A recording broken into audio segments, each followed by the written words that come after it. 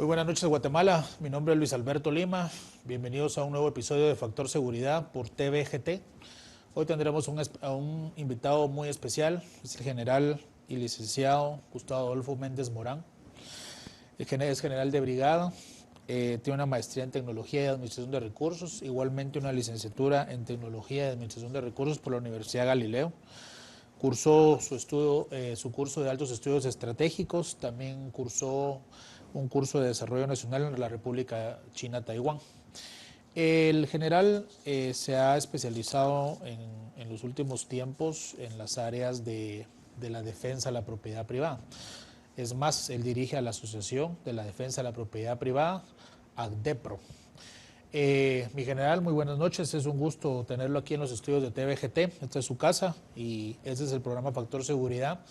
La característica de este programa general es que trata de ser informativa, trata de ser preventiva, trata de orientar a la población que nos está viendo, trata de que seamos como ciudadanos responsables, que no solo dejemos ver las cosas pasar, y considero yo que el tema que vamos a abordar hoy, que es la propiedad privada, es sumamente importante.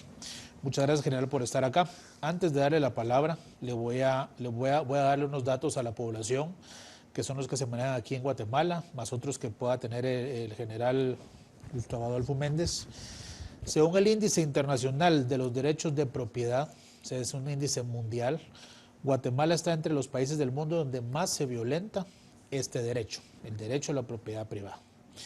Entre el 2015 y 2019, el Ministerio Público registró más de 11,000 denuncias por invasión ilegal de propiedad. 11,000 denuncias. En el 2022 hubo 4,389 denuncias de delitos contra la propiedad de inmuebles. Eso es muy importante porque vamos a ir platicando qué es la propiedad privada al final de cuentas, cómo la podemos identificar para los que no lo conocen. Y finalmente dice que las invasiones a la propiedad se concentran en los departamentos de Alta Verapaz, Izabal y Petén, que es una parte en geoestrategia o geográficamente importantes, y lo vamos a ir viendo también por qué es que estas áreas están abandonadas por los estados, son tierra de nadie, y eso tiene una razón de ser. Mi general, muchas gracias por estar con nosotros. Luis, perdón, Coménteme. muchas gracias. Qué bueno estar en este programa. Creo que todo lo que es seguridad es importante que la población lo sepa. Hablar un poquito de la propiedad privada, vamos a tratar de hacerlo un poquito más condensado, pero hablar de propiedad privada es hablar de la República, y la República como sistema del cual nuestra sociedad ha decidido que Guatemala juegue en esta cancha. La misma genera desde lo más esencial, que puede ser un lapicero, tu carro, tu casa, hasta obviamente algunos bienes muebles e inmuebles que se puedan dar. En Guatemala hemos tenido la característica, y voy a hacer alusión a lo que comentabas de los lugares donde más problemas ha tenido la propiedad privada. Acabo de ver un estudio un poco más reciente que el que acabas de mencionar, y me llamó muchísimo la atención porque ahora los lugares donde tenemos los mayores problemas radican en Huehuetenango, Quetzaltenango, San Marcos, Quiché, y comienza uno a darse cuenta que son Toda la parte de la transversal del norte. Exactamente, parte de lo que constituye nuestra frontera. Exacto. Obviamente esto trae aparejado algo que nosotros hemos venido como ADEPRO informando constantemente, que no solo es la usurpación o no solo es querer adueñarse de un terreno, sino que en el mismo terreno se dan una serie de delitos: trata de personas, tráfico de drogas, armas, etcétera. Obviamente hay lugares específicamente para que bajen avionetas, lugares para que sea fácil recoger la droga en el mar y llevarla. Entonces nos hemos ido dando cuenta que al final es parte de lo que es el crimen organizado. Sí, un crimen organizado casi que ya no es un crimen organizado nacional, sino transnacional. porque también en las dos fronteras casi que se acercan y aquí somos el centro de operaciones de tantos, ¿no? Definitivamente. Obviamente las cosas han cambiado, pero yo hace aproximadamente 5 o 6 años que tuve la oportunidad de poder ver el tema de la seguridad nacional por la posición que mantenía. Recuerdo que teníamos un paso fronterizo muy complicado en una parte de la región de Huehuetenango, donde nosotros hacíamos ver que subía y bajaba de todo. Y se complica mucho porque hay poblaciones que por mantener el status quo generan escudos, líneas de protección hacia estas personas que están traficando constantemente. Alguien decía, aquí sube de todo y baja dinero. Entonces sí tenemos un problema muy serio en ese sentido. Claro. Mi general, yo he estado viendo aquí entre sus puestos y las asesorías que usted estaba trabajando, fue viceministro de Defensa en el 2018 y 19, también estuvo en el Cuerpo de Ingenieros y conoció muy buena parte del territorio, sino es que casi que todo el territorio, más sus 30 y tantos años de estar en el ejército. ¿Cuál es su visión ahora que usted está en la vida civil? ¿Cuál es el enfoque que usted tiene sobre la propiedad privada? ¿Cómo lo identifica usted? Definitivamente el haber sido comandante del Cuerpo de Ingenieros y haber impulsado un proyecto que se llamó el Tren del Desarrollo, que es la punta de lanza de cómo mejorar la red vial terciaria. Obviamente esto fue mejorando con el paso de los gobiernos y ayer precisamente estaba escuchando que van a darle un impulso de más o menos 4,000 kilómetros a la red vial terciaria con lo que es el Cuerpo de Ingenieros. Esto no es nuevo. El presidente Morales, cuando toma posesión, la primera instrucción que le da al Cuerpo de Ingenieros es el desarrollo precisamente de esos 4,000 kilómetros. Y de ahí nace este tren del desarrollo y ahí es donde obviamente uno se da cuenta que la propiedad privada es fundamental para el propio desarrollo del país. Platicando hoy con una persona y me decía que él tiene un modelo de negocio por razones de mercado, no voy a entrar en detalles, tuvo que agarrar sus tierras y parcelizar, hacer parcelas, porque ya el cultivo ya no generó la renta necesaria. Claro. Y él me decía, general no tiene idea de lo feliz que es la gente cuando le entrego su título de propiedad, finca, folio y libro. Esa certeza es fundamental. Y nuestro país es un país de propietarios. Muchas de las personas no reconocen que nuestros guatemaltecos que están en los Estados Unidos generando y mandando el producto de su trabajo, lo que quiere es tener esa certeza. Correcto. Y aquí lo puedo traducir, esa seguridad jurídica que le da el documento. Por supuesto. Yo creo que para entender todo esto se vuelve fundamental hacer ver algunas cosas, porque hay personas que tienen una dialéctica inapropiada que hacen ver cosas como son tierras ancestrales. Como por ejemplo, no, es que eso era en un momento dado propiedad de, pero la propiedad privada viene pues desde Roma a lo largo de la historia. Y en Guatemala, para concentrarnos, en 1872-73 se funda el registro de la propiedad. Y si ustedes se dan cuenta, es de las instituciones más antiguas que tiene el país, reconociendo la importancia que tiene el poder documentar tu posesión, lo que te ha costado, lo que es tuyo. Y pasa bastante tiempo para poderlo hilvanar con la persona. Voy a tratar de explicar. En un principio solo decían, Luis Lima de Lourdes, ¿verdad?, es dueño de 50 caballerías en esta área. y entonces asociaban la inscripción de tus 50 caballerías a Luis Lima.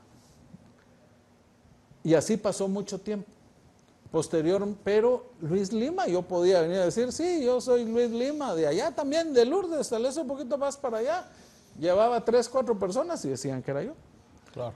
Hasta en 1932, el presidente Ubico emite la cédula y entonces se hace el match legal correcto. Claro. Una identificación apropiada con un registro apropiado. Esto hace que la propiedad privada tenga ese valor.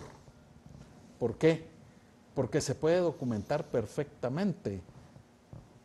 Incluso los títulos emitidos por la corona española y los cuales tienen vigencia. Y el registro, valga la redundancia, hace las anotaciones correspondientes y da fe que pertenece a la persona. Totalmente.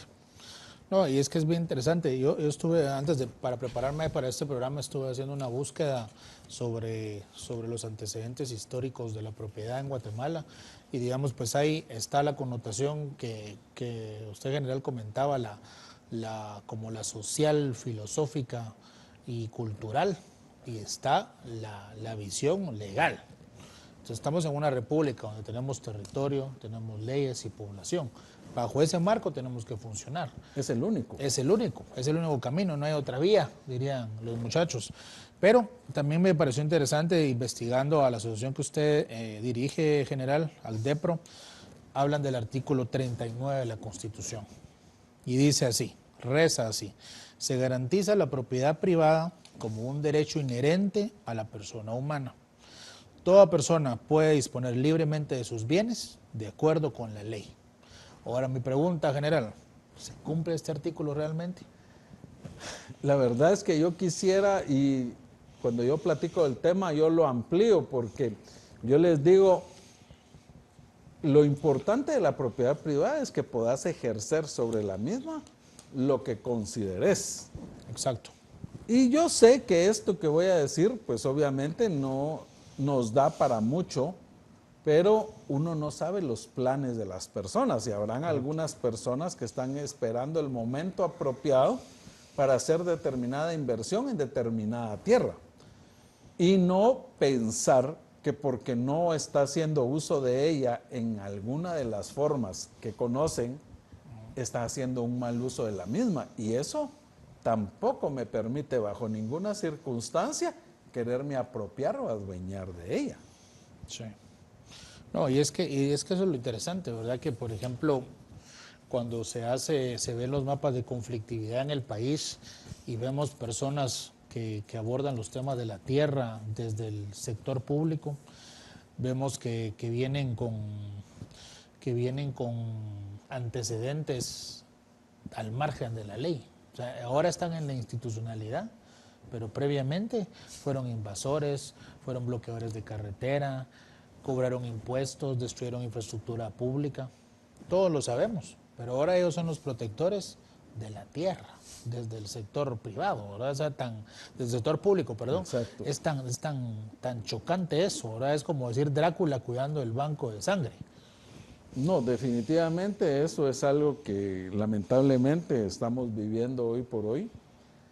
Sí existen documentos plenamente identificados que relacionan a personas que hoy están en el sector público, siendo directores de instituciones relacionadas con la tierra, que anteriormente incitaban a las personas a realizar invasiones o usurpaciones. Correcto. Y ahora hay un tema bien interesante porque han ido degenerando las cosas de tal forma de que, por ejemplo, tenemos asociados que no efectúan los desalojos desde hace aproximadamente 5 años, 6 años, 7 años, por negligencias de alguna forma, porque ahorita estamos viendo casos que ya teniendo orden judicial, etcétera, no se acatan. Pero lo importante de esto es que han agarrado en llamarlos desalojos forzosos. Sí. Y la connotación que eso tiene es muy delicado. Porque un desalojo forzoso es aquel que se realiza por una situación imperante en el lugar excepcional. Hablemos de la Franja de Gaza, por ejemplo, Claro. donde desplazaron a la población porque estaban efectuando operaciones militares en esa Era área una- y es una área de corrían, guerra. exactamente, corren peligro de muerte. O Claro. en el caso de lo que nos pasó a nosotros, en un momento dado, cuando fue la erupción del volcán, entonces había que desalojar esas áreas porque Toda la gente de el las peligro faldas. era de Por muerte. supuesto, sí. Y cuando es así, y vamos a hablar de la experiencia de Guatemala, que creo que es viable, cuando se dio el caso del volcán, se les dio alojamiento a las personas, se les dio comida a las personas, se colocaron escuelas cerca y se les dio toda la asistencia que norma Naciones Unidas para estos casos. Y todos los protocolos de reducción y manejo de desastres. Así es. A diferencia de un desalojo ordenado por juez competente, Sí. ¿ya? Eso obviamente es un procedimiento legal. Corresponde. Es más, hay una organización que es una ONG que trabaja para América Latina, que tiene su sede en Suiza, y ellos velan por los derechos humanos, la vivienda, y hacen ver que en los desalojos no se le puede llamar desalojos forzados y hacen dos excepciones. Una, que es una conducta claramente delictiva tipificada en la ley, que amenaza los derechos ajenos. Claro. Bueno, yo creo que más que eso, pues no se puede, más ¿no? claro. Sí. Obviamente. Y la otra es una ocupación ilícita de una propiedad que está habitada. Yo creo que más claro no se puede. Claro. Nosotros tenemos un delito de flagrancia en el artículo 257. Incluso la flagrancia en el caso de las usurpaciones es una flagrancia continuada. Sí. Y la policía debería estar atenta y en el momento de darse el hecho, ejecutar y sacarlos de ahí. Porque es flagrante el hecho. Pero Correcto. no se da. Y aquí hay unas cosas que hacíamos ver como que no puede ser que tú sepas que están secuestrando a tu hijo, que se lo llevaron secuestrado, y tú tengas que ir a probar todavía que es tu hijo. En lo que lo tienen los otros, pues retenido o puede correr algún peligro. Sí, totalmente, ¿no? Y digamos, por ejemplo, lo que usted comentaba, general, la usurpación de tierras, ¿verdad? La invasión de propiedades. Ese ha sido un tema que ya se ha vuelto ya un negocio. Definitivamente. Que digamos, tal vez la pertinencia cultural, la pertinencia histórica, todas esas palabras bonitas y toda esa narrativa, la tesis indigenista, por ejemplo, hablan de ello, pero cuando uno ve que también se ha vuelto ya negocio, que por ejemplo, y hay casos bien concretos, ahorita hay un conflicto en Alta Verapaz y Baja Verapaz, y no logra la policía terminar de entrar, y ahí están destazando toda la fauna y flora. Pero por ejemplo, en otros gobiernos, no sé, ahorita no lo he visto ahora, pero seguramente con quien está liderando el Fondo de Tierras, seguramente va a pasar. Por ejemplo, se invadía una finca, llegaba al Fondo de Tierras y les decía, miren, la finca para nosotros vale 50. Entonces el propietario decía, no, pero es que realmente vale 75. Bueno, si quiere 50. Si no, 75 no le vamos a dar, pero si la están invadiendo, sí, pero para que usted no se quede sin nada, le vamos a dar 50. Bueno, entonces se vendía. Pero esto, ya después ahí había movida también para poder pagar, ¿verdad? O mucha gente venía y daba sus tierras a un precio menor y ellos la vendían a mayor. Hemos descubierto también que, por ejemplo, las autoridades ahora con estos enfoques que no son malos, pero a la vez hay que saberlos aplicar, el tema de los derechos humanos. Por ejemplo, dicen es que no nos podemos ir a meter a recuperar esta propiedad porque hay gente, hay niños, hay mujeres, hay hombres y todo. Sí, pero están en una propiedad privada. Entraron ilegalmente. Es como que se metan a su casa y están comiendo ahí, abren la refri, se acuestan en su cama y sacan al chucho y meten a otro. Algo así. Entonces, digamos, ahorita hay órdenes que, por ejemplo, la autoridad, que al final es la carne de cañón, porque la policía pues tiene que cumplir las órdenes. Y van con malos equipos, van mal dormidos, van con poco equipo de armas, municiones, pick-ups y todo esto, desvelados, mal alimentados, mal dormidos. Y entonces ahora están diciendo, bueno, aunque haya orden de juez, no se metan. Entonces viene la siguiente pregunta, ¿qué tan importante es que en el país, en un país como Guatemala, que los índices dicen que somos de los más que violan el derecho, qué tan importante es la seguridad jurídica y la certeza jurídica? Es que acabas de decir y de describir nuestra triste realidad y de verdad que acabas de describir lo que pasa con los agentes de policía, que incluso, déjame decirte otra cosa, llegan desvelados, de muy lejos, etcétera. Y en ese sentido nuestros asociados han tratado de apoyar, de darles algo, pues, agua, un poco de comida, etcétera. Pero lo triste es que los mandan desarmados, a pesar de que saben que hay gente armada donde va. Claro. Y entonces hacen un movimiento de muchas patrullas. En un desalojo juntaron casi 1000 patrullas. Llegaron todas, hicieron los otros 2 disparos y se regresaron todos. ¿Alguien está viendo el costo que tuvo todo ese movimiento para que por 2 disparos o 3 disparos se hayan regresado? Hoy hablábamos nosotros con unas personas de que es muy importante que la policía entre desarmada, pero que lleve un contingente de gente armada en la retaguardia para que puedan en un momento dado entrar a apoyar a sus compañeros. Es que no es posible, hemos visto videos donde los agentes salen gateando y escapando del fuego a buscar apoyo y como todos van desarmados no lo encuentran. Si llevaran un grupo armado en la retaguardia a pedido, pues obviamente ellos pudieran entrar a solventar la situación. No podemos, ¿en qué país podemos sacar a balazos a la autoridad sin consecuencias? Porque aquí viene el punto. Esas son las cosas que nosotros tenemos que ver. Y una cosa muy delicada, que tú lo dijiste, ponen de escudos humanos a los niños, las mamás o las señoras. Los ancianos, sí. Exacto. ¿Y por qué la PGN no toma cartas en el asunto y llegar a ver que cómo es posible? Porque desde mi criterio es irresponsable poner a un menor al frente de una situación que puede devenir en violencia. Claro.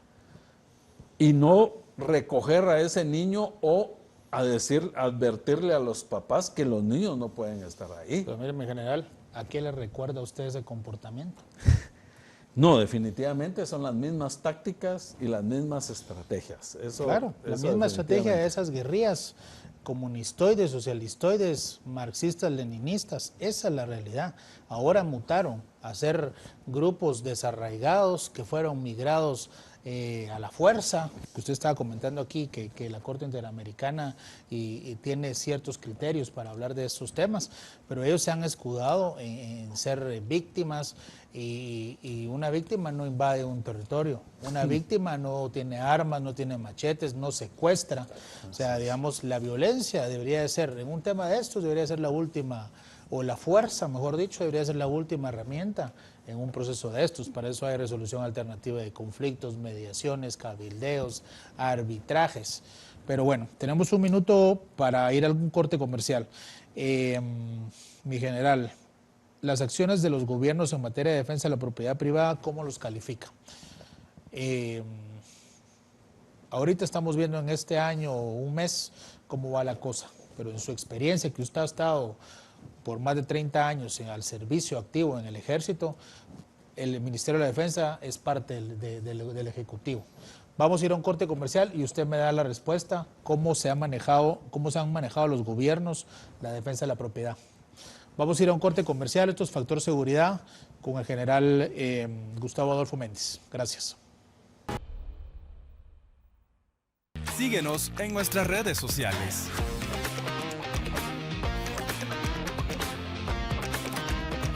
Solo por TVGT.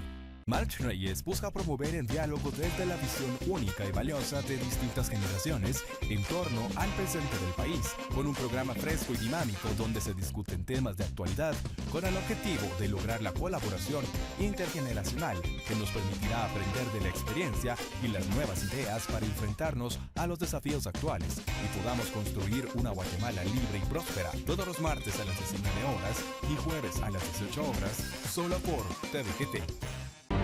Los padres Reyes Mendoza y Florian Castillo hablan sin miedo a la verdad en un espacio como nunca antes visto.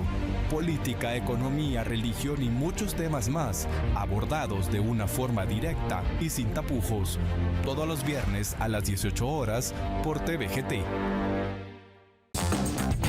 Entrevistas amenas con invitados especiales, análisis de la coyuntura nacional de la mano de Carlos Hoffman. Bienvenido Omar al show de Hoffman. No, hombre, qué alegre estar en este sillón tan famoso ya de la televisión, por favor. Hoy, ¿de qué sirvió todo el esfuerzo que hicimos para la reforma financiera si tenemos un hombre que cuando le preguntan sobre el presupuesto dice pela? Todos los lunes, miércoles y viernes a las 20:30 horas, solo por TVGT. Carlos Córdoba explora el entorno económico de Guatemala con un enfoque en la libertad de mercado y las oportunidades bursátiles. Este programa ofrece una visión clara de cómo las empresas pueden prosperar con menos restricciones y mayor competitividad. Economía de mercado. Miércoles 6 de la tarde y los viernes a las 7 de la noche. Solo por TVGT. Temas tabús, sexualidad, salud, moda y belleza. Wendy y Araceli ofrecen entrevistas y análisis con un enfoque fresco y sin prejuicios, dirigido a un público diverso que busca respuestas y consejos prácticos en un ambiente relajado y ameno. Todos los martes a las 20 horas, ¡Qué mujeres! Voces sin filtro. Solo por TVGT. Al Objetivo, un programa de impacto social que muestra la realidad de Guatemala y las maneras en que se puede hacer patria desde criterios e iniciativas que logran formar agentes de cambio para un mejor futuro. Todos los jueves a las 11 de la mañana. Solo por TVGT. Piénselo con Roberto Villate. El maestro, abogado y político Roberto Villate ofrece un análisis profundo de la realidad nacional, abordando problemáticas desde un enfoque jurídico, político y social. En este programa de opinión, Villate invita a la reflexión y al debate, aportando un enfoque crítico y fundamentado, ideal para quienes buscan entender el trasfondo de las noticias y el impacto de las decisiones políticas en la sociedad. Solo por TVGT. El resumen de los eventos deportivos más destacados a nivel nacional e internacional, con entrevistas exclusivas, coberturas de eventos y análisis especializado. Pareciera ser que fue una película que el equipo de comunicaciones ya la había visto y no reaccionó. El equipo blanco ante Municipal. Un programa que reúne a todos los apasionados del deporte, todos los lunes a las 18 horas, solo por TVGT. El pastor Luis Camarena lidera. Gracias por estar en sintonía de Factor Seguridad. Estamos aquí con el general Adolfo Méndez. Él es el presidente de ACDEPRO, que es una asociación en defensa de la propiedad privada. Nos quedamos con una última pregunta, general. ¿Cómo usted había visto durante estos 35 años que ha estado en la vida militar y que es parte del Ejecutivo, cómo ha visto el comportamiento de los gobiernos en materia de la defensa de la propiedad? Bueno, la verdad que es una pregunta un poco complicada, pero te la voy a responder desde mi experiencia. Como oficial de ingenieros me ha tocado caminar bastante por el territorio nacional, principalmente haciendo carreteras de muy joven.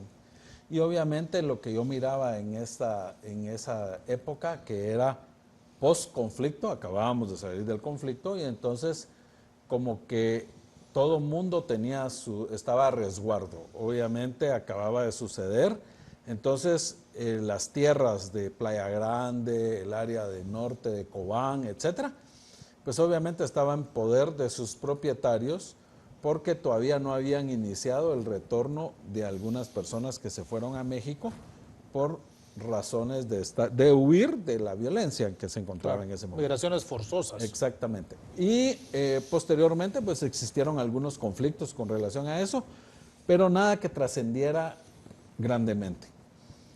De ahí llevar carreteras es un gran satisfactor porque se mira el desarrollo. Uno va y hoy por hoy uno va a esos lugares que eran completamente despejados, no había absolutamente nada, y hoy hay comercios, carreteras, etcétera, etcétera. Pero ya en lo más reciente, el presidente Morales se topó con el problema de las usurpaciones y de algunos problemas de conflictividad social a raíz de hidroeléctricas, a raíz de muchas de las cosas que buscan generar un desarrollo, pero gente mal informada o gente con algún interés pues bloqueaba las negociaciones o bloqueaba estas cosas. Voy a contar la historia de una finca, me voy a reservar los nombres del dueño y de la finca por razones obvias, pero creo que es un muy buen ejemplo. Yo estaba de comandante del cuerpo de ingenieros y me dan la instrucción de que cómo podía yo apoyar para mejorar las relaciones sociales de la determinada área, porque había mucha conflictividad. Y entre esa conflictividad, pues habían algunas usurpaciones. Esta persona pues tenía una finca grande y ahí pudimos ver por qué realmente es un fraude. Estas personas llegaron, invadieron la finca, pero lo que hicieron fue hacer lotes no para ellos, sino que hicieron un proceso y emitieron prácticamente 5,000 lotes que vendieron a 25,000 quetzales cada uno. O sea, es un platal el que ellos mismos estafaron a las mismas personas. ¿Y qué es lo que dicen? Dicen, mire, esta finca no tiene papeles. Y aquí me voy a permitir hilvanar y hacer un paréntesis del porqué de la importancia de que el Estado de Guatemala responda a esa necesidad de mantener la propiedad privada como debe ser. Porque cuando no se da, las personas dicen, ya vieron, esta tierra es del Estado, por eso no nos vienen a sacar, o esta tierra fue adquirida de forma anómala, y tal vez el propietario lo que está haciendo es yendo a los tribunales, probando que los documentos que se necesitan, etcétera, y mientras eso está pasando, las personas están diciendo, bueno, sí, de veras que nadie vino a sacarlos, de veras que sí, de veras que puede que estos que no son títulos de propiedad, sino que estos documentos que nos están dando, puede que sí sean ciertos, y comienzan a pagar. Y entonces alguien lo ejemplificaba muy mal, pero es cierto, si a ti se llevan tu hijo, y tú primero estás pensando qué le puede pasar a tu hijo, trasladémoslo a la propiedad. Están talando los árboles, están cosechando lo que tenía sembrado, están trasegando armas, personas, etc. Y todo eso está pasando en tu propiedad. Tenés esa preocupación, ¿qué es lo que está pasando? Problema. ¿Quién es el dueño de la propiedad? Y trae otros más, porque el sustento que tenían los trabajadores, valga la redundancia, que trabajaban en esa propiedad, se les quitó, porque ya no hay quien lo trabaje. Por supuesto. Y entonces estás probando que ya tenés finca, folio y libro, ya los llevaste, ya los dijiste, pero se lleva un montón de tiempo, mientras los otros están acechando, asegurando y cosechando el que nadie los fue a sacar. Entonces, retrotrayendo, tenemos ese problema y la idea del presidente Morales en su momento fue tratar de combatir ese tipo de conflictividad social llevando desarrollo. ¿Cómo lo llevamos? Con las carreteras terciarias, con el fortalecimiento de las escuelas. Ustedes recuerdan que en esa época se aumentó y se duplicó el precio de la refacción escolar. Sí, se amplió la cobertura también. Sí, la salud, etcétera. Y entonces la idea era que en su conjunto se tocaran estos temas. Porque sí se llegaron a recuperar las fincas, por lo menos de estas personas, sin tener consecuencias. Hoy por hoy, ese fue un muy buen trabajo, que todavía hay un proceso penal y las personas todavía se está buscando que presenten o que se presenten ante la ley para poder cumplir con esa situación. Sí, no, interesante. No, y realmente el tema de la propiedad privada y el ataque hacia la misma tiene muchas dimensiones y muchas caras. Y hay muchos actores involucrados. Mi general, a nivel del impacto económico y social, el no proteger a la propiedad privada, ¿qué efectos puede traer para las personas que creen que no? Porque muchas veces creen que estos son temas que no les van a pasar a ellos y dicen, no, solo los finqueros, solo los que tienen granjas, solo los que tienen plantas, pero no es así. Ya hablamos de que la propiedad privada puede ser este lapicero, puede ser el carro, la casa donde uno vive. ¿Cuáles son los efectos al final? No, los efectos son devastadores. Y voy a ir de lo mínimo a lo máximo. Okay. ¿Cómo le decimos a esas personas que tienen que salir de su barrio o de la colonia porque alguien quiere ocupar su casa por el simple hecho de que no tiene la protección necesaria, que alguien lo defienda y tienen que irse a otro lado? ¿Cómo es posible que las personas más humildes quieren hacer un emprendimiento y tienen que pagar extorsión? El fruto de tu trabajo es tu propiedad. Ese dinero lo puedes invertir en lo que consideres. Eso es lo más importante de la propiedad privada. Por supuesto. Entonces, si a ese nivel estamos hablando que te pueden quitar tu carro, ¿por qué? Porque hay gente que viene y ¿cómo así? Tú tenés 3 carros, pues usa uno, te voy a dejar otro, pero dame uno porque te sobra. No me sobra. Las personas no saben para qué tengo yo los carros o cuál es la finalidad que los tengo. Y la principal característica de la propiedad privada es que yo puedo hacer con esa propiedad lo que yo considere, sin sometimiento a ninguna persona. Y es lo que se hablaba, perdón que la interrumpa ahí, que se hablaba, ellos se agarran o hacen su base en la redistribución de la riqueza, ¿verdad? Exacto. Esa gran frase. Y vamos subiendo de escalón y voy a llegar al más alto.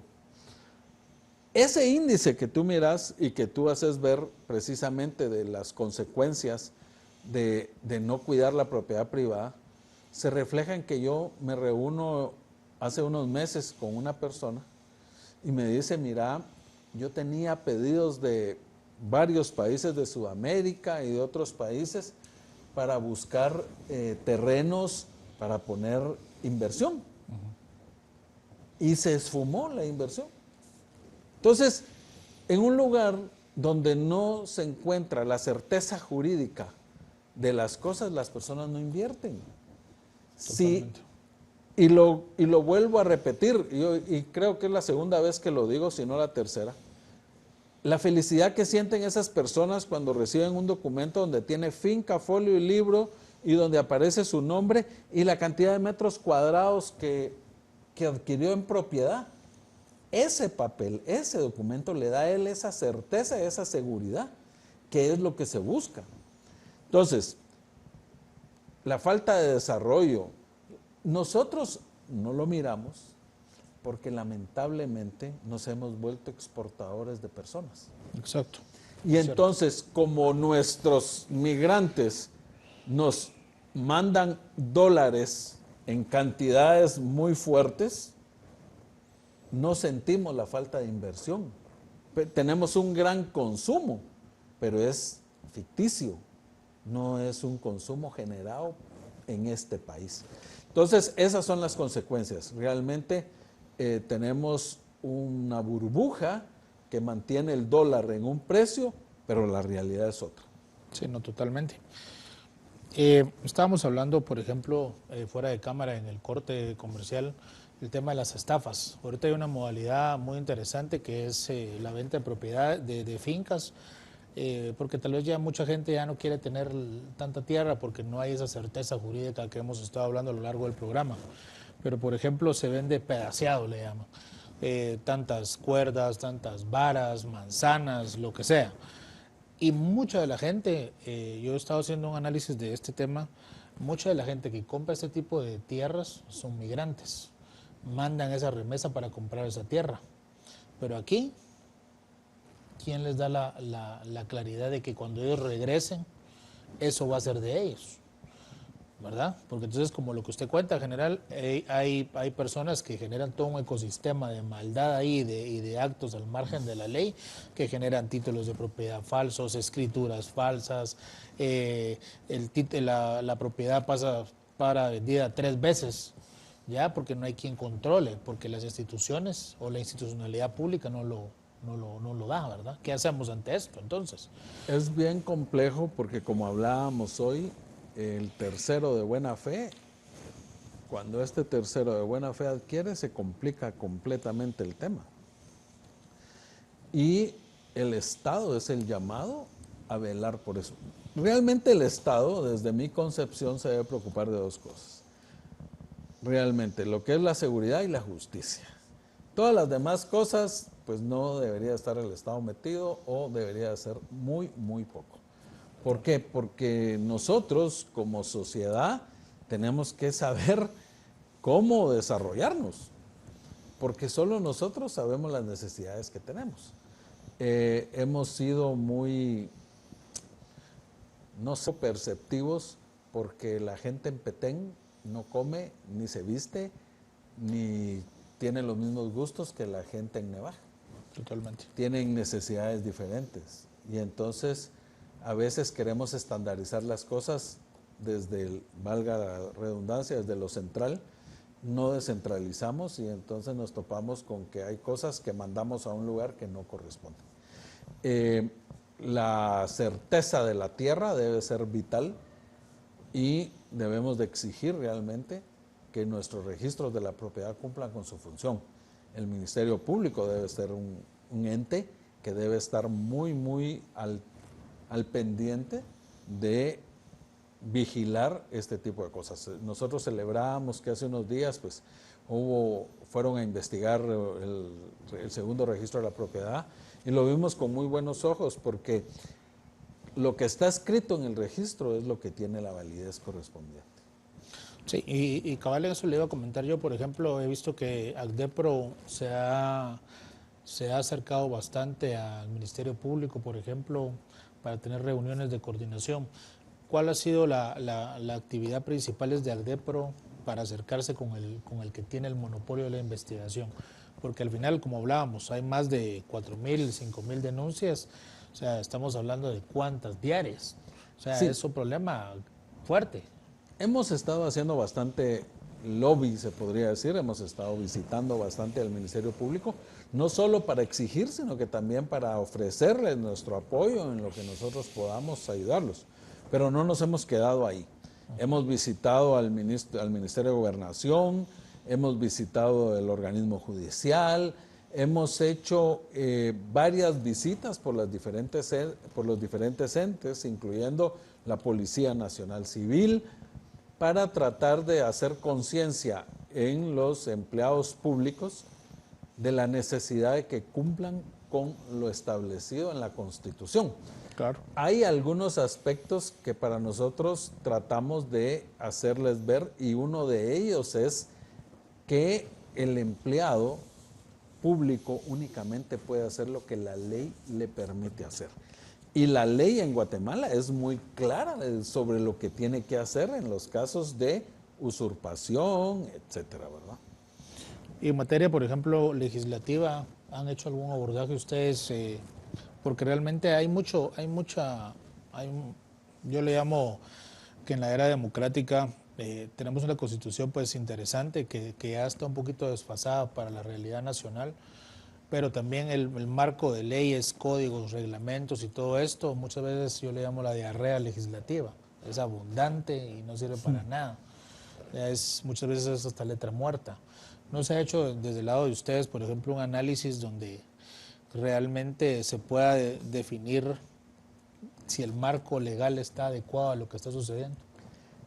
Lo importante es que obviamente los principios básicos sobre los cuales sustenta la República y la propiedad privada pues como tales tienen grandes principios. Lo que pasa es que malinterpretamos algunos aspectos.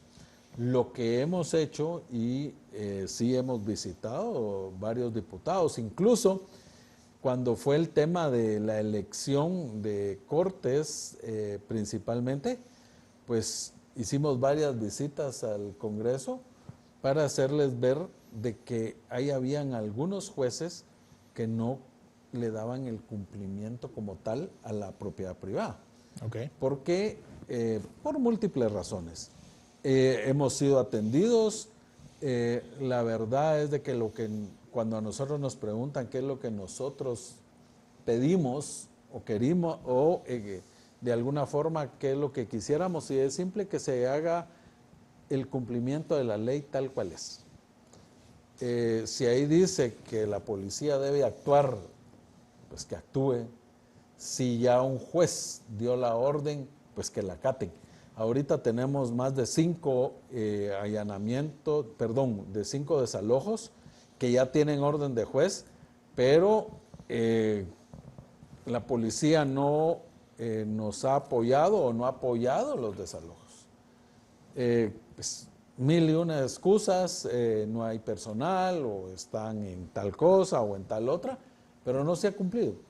Y nuestro marco jurídico debe de dar línea a la orden de un juez.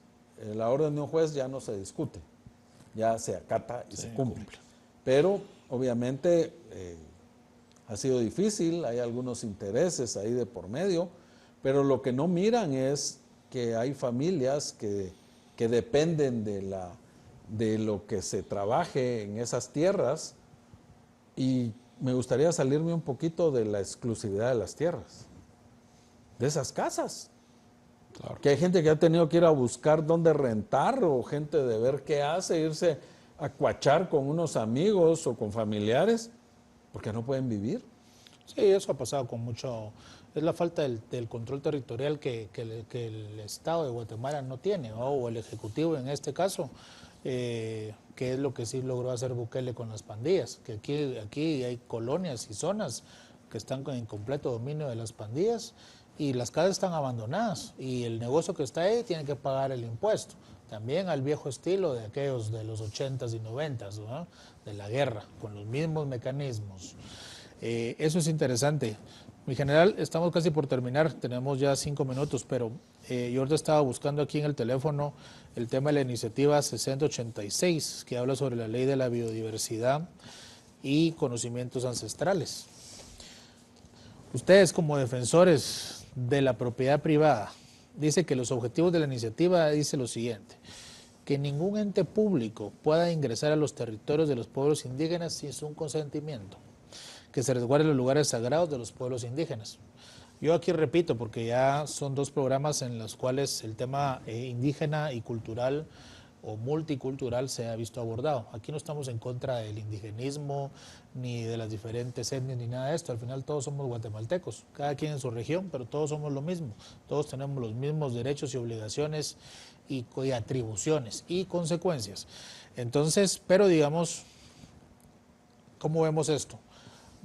Yo conozco a muchas personas que tienen fincas y territorios grandes de tierra, y dicen, bueno, imagínense que venga alguien a decir aquí, mire, aquí en esta casa es un puesto ancestral y se van a poner ahí. ¿Quién lo saca de ahí si hay una ley como estas? Y ustedes que están defendiendo la propiedad privada, ¿cómo han visto ustedes o cómo se puede abordar esto? ¿No lo ven ustedes un poco que choca con el tema de la defensa de la propiedad? Definitivamente. Basándose que esto es un enfoque cultural, ¿verdad? Claro, y no debería de haber problema si fuera realmente utilizado, o si fuera realmente con un propósito muy definido, porque pues debería de existir en un momento dado un mecanismo que pruebe que en realidad es un área que tenía realmente un propósito en su momento, el cual se puede probar y que tenía un nivel. Ahora, yo no puedo decir es que aquí vivieron mis abuelos, y porque aquí vivieron mis abuelos yo tengo recuerdos, porque eso no es. Yo recuerdo que estando en un lugar, se estaba haciendo un hospital y un instituto tecnológico, y resulta que en la parte de atrás había un lugar donde era sagrado. Y entonces el sagrado sí se pudo verificar, comprobar, y realmente tenía una connotación muy grande. La ventaja era que era un lugar público del Estado. Y entonces lo que se hizo fue una servidumbre de paso y se dejó el espacio para que las personas pudieran ir al sitio sagrado, que era un área pequeña que podía verse, si tuviéramos un Ministerio de Cultura eficiente y por ser tierras del Estado, pudo haber hecho hasta dejarlo mejor, con señalización, etc. Lo que pasa es que la gente hace uso de estas cosas con otro interés, que es el de violentar la propiedad privada. Y eso es lo que no se puede permitir. Entonces, ¿qué ha pasado? Las personas que encuentran algo en su propiedad, pues no dicen nada. Y entonces nosotros estamos perdiendo algunas cosas que no deberíamos de perder, porque es una riqueza cultural. Claro. Si tuviéramos una ley acorde a que esta persona puede de alguna manera recibir un beneficio por haber encontrado algo en su territorio y ponerlo a disposición, y por eso se pueda beneficiar, cualquiera diría, miren, aquí encontré algo importante, voy a hacer una servidumbre de paso y a mí me pagan tanto por tener esto. Y eso podría solucionar el problema. Y yo te aseguro que hubiera mucha gente que diría, no hay problema, tengo tal cosa y tener esto aquí no me causa ningún problema. El problema se da cuando ya violentan otros derechos o quieren depredar las cosas. Porque por muy sagrado que fuera, han depredado las cosas, si no se mantuvieran muy bien. Sí, no, por ejemplo, está el caso del conflicto en Nahualá, Ixtahuacán y Nahualá, que es un problema de más de 300 años, donde los dos municipios tienen un territorio en copropiedad, pero unos reforestan y otros talan, ¿verdad? Y el agua que hay ahí es para los dos, pero como está más en el otro lado, entonces no dejan que los otros entren. Entonces, esa falta de certeza, ¿verdad? Al final es lo que complica. Mira, esto nos diera para un programa entero. Yo fui el presidente de la comisión del gobierno. Al finalizar, estábamos por finalizar el periodo del presidente Morales, de ver este tema. Y de verdad que no nos alcanzaría un programa entero para ver todas las aristas que lo tienen, porque no es el único conflicto que hay. No, ese es uno de los más connotados, y todos tienen un trasfondo, pero sí el problema mayor es que no tenemos un respeto por las normas jurídicas. Sí, no, totalmente. Pues bien, tenemos un minuto, general. Realmente ha sido muy enriquecedor poder platicar con usted, una persona que ha estado en el campo, también ha hecho sus asesorías y también ha aplicado esto. No es como los clásicos dirigentes que tenemos ahora, que han sido muy buenos escribiendo libros e informes y consultorías, pero al final en el campo es otra cosa, la realidad es diferente. Como siempre les digo, el guatemalteco y el ciudadano debe ser responsable, debe estar informado, tener responsabilidad y estar atento de todos los temas que acontecen a nivel nacional e internacional. Factor Seguridad eso es lo que busca, que la gente se eduque, se forme, genere su opinión. Y pues bueno, hoy estamos hablando de la propiedad privada. Fue un gusto, mi general, que estuviera por aquí con nosotros en su casa. Y esto fue Factor Seguridad. Buenas noches, Guatemala. Nos vemos en un próximo episodio en TVGT. Gracias. Muchas gracias.